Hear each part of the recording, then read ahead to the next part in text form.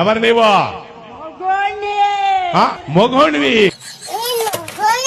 మొగడైతే నాకేంద్రా? ఈ అమ్మాయి నీ కావాలా? అగరబత్తి కాదు, నిన్నెవడు అడిగాడు? ఇప్పుడు దీన్ని నా కోరికలన్నీ తీరినాక ఉంటే ఉంటది, పోతే పోద్ది.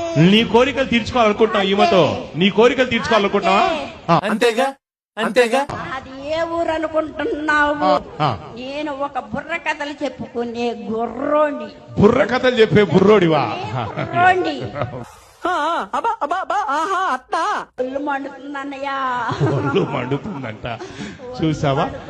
దయ్యానికి అమ్మాయి కావాలంట, ఒంటరిగా ఉన్న స్త్రీలు కావాలంట.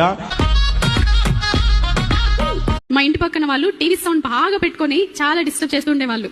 ఎప్పుడు చూడు సీరియల్స్, సినిమాస్, అవి సాంగ్స్ పెట్టుకుంటే ప్రేయర్ చేసుకునే దగ్గరికి బాగా వినిపించేది. అవి చాలా డిస్టర్బెన్స్ గా ఉంటుంది అని చెప్పి ఫోన్ లో హెడ్సెట్ పెట్టుకుని సాంగ్స్ పెట్టుకుని వింటూ ప్రేయర్ చేసుకునేదాన్ని. అలా 1 month అయిపోయింది, 2 months అయిపోయింది, చాలా ఇబ్బంది అయిపోతుంది. అప్పుడు నేను ఏం చేశానంటే, మా కిచెన్ లో, నేను ఎక్కువ కిచెన్ లో ఉంటాను కాబట్టి కిచెన్ లో యుద్ధము యెహోవాదే అని రాసి పేపర్ ని అక్కడ స్టిక్ చేసి ఎప్పుడు సాంగ్ వినబడ్డా వాళ్ళది యుద్ధం యెహోవాదే, యుద్ధం యెహోవాదే, యుద్ధం యెహోవాదే అని పలుకుతూ ఉండేదాన్ని. అలా పలుకుతూ ఉన్నప్పుడు ఆ రాసిన వెరీ నెక్స్ట్ డే వాళ్ళ టీవీ పగిలిపోయింది. హల్లెలూయా. మీరు అలా చేయకండి, తిడతారు. అలా టీవీ పగిలిపోయింది.